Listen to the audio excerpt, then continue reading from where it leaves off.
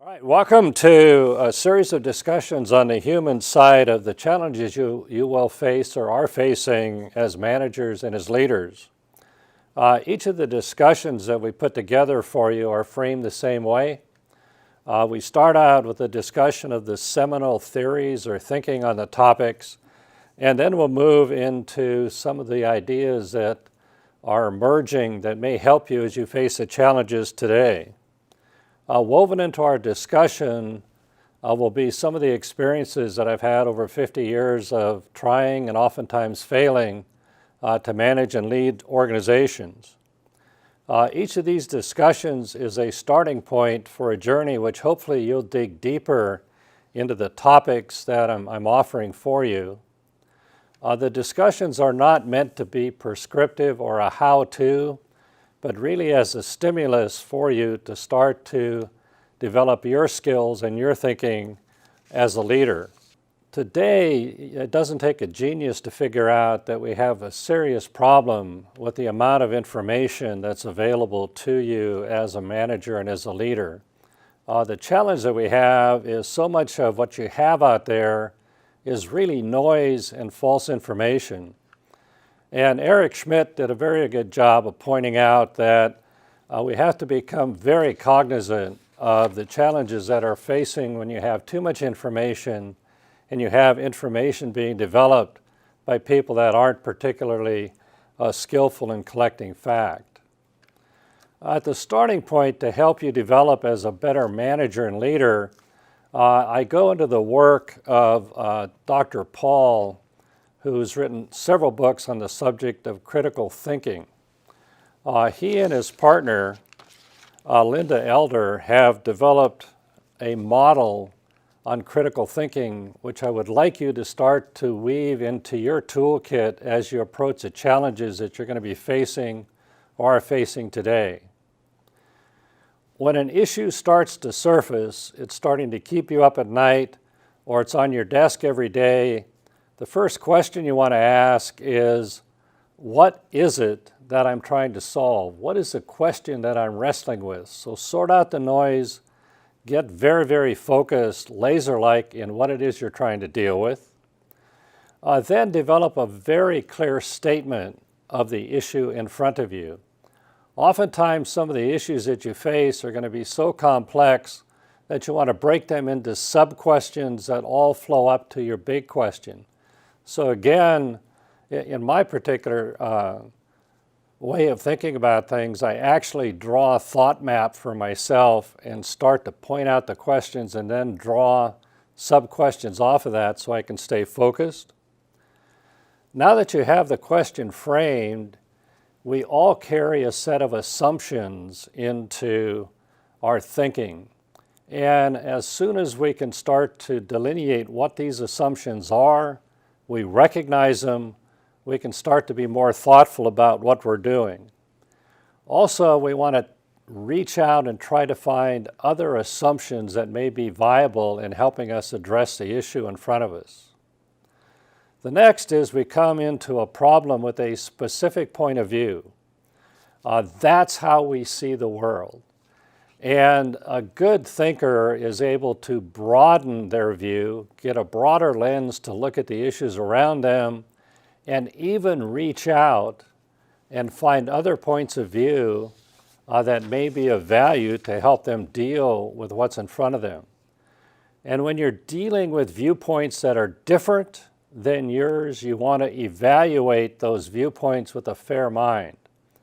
I think today, as we watch the news, as we read about what's going on in society, people are coming to issues with a very rigid point of view, and they're unwilling to reach out and think about other perspectives on the issue.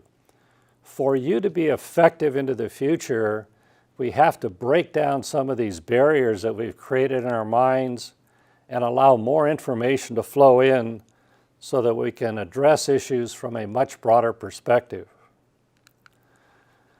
Now that we have the information starting to flow in, we want to be able to collect as much data that's linked to evidence as possible. We want to be able to approach the challenges we face with fact, with hard evidence as much as possible. We're living in a time that appears to be highly emotionally driven. And for you to be effective as a leader and as a manager, we almost have to become clinical in how we approach our decision making. We're going to do a whole module with you on how we're going about approaching decision making and weave in some advanced thinking in that area. Once we have the evidence in place, we start to reason through the evidence that we have, and we start to develop concepts or ideas and develop what-if propositions on how we're going to solve that particular problem at hand. From that, we start to develop inferences or interpretations that lead us to our conclusion. So now we have a nice framework in which we can start to think through very complex issues and start to develop ourselves as a critical thinker rather than somebody that's just reacting out of pure emotion or is making our decisions based on faulty evidence. With our brain trained to become a critical thinker, it's time for us to start to think about the consequences of our actions.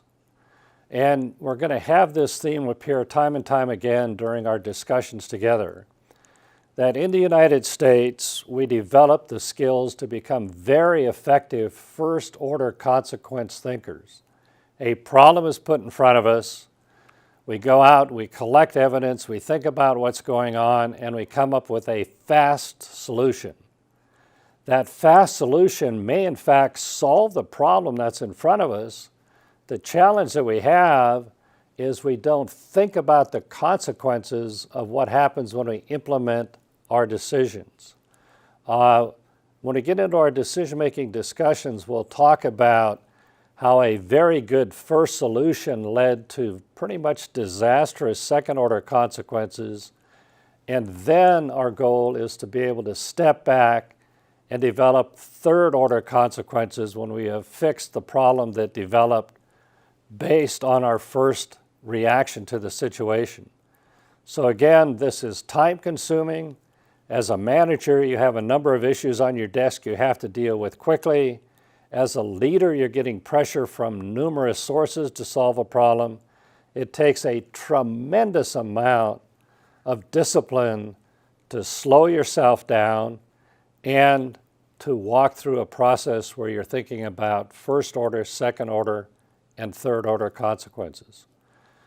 With this training in place within the organization, it's time for us to think about developing ourselves as a strategist.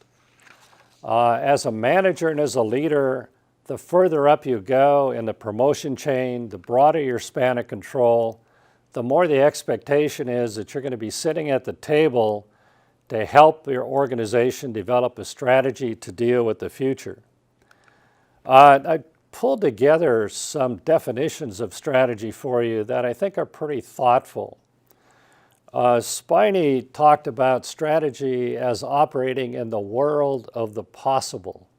So again, as a leader, as a manager, it's your job to figure out how your organization can navigate this complex world we're in a way that we can get things done.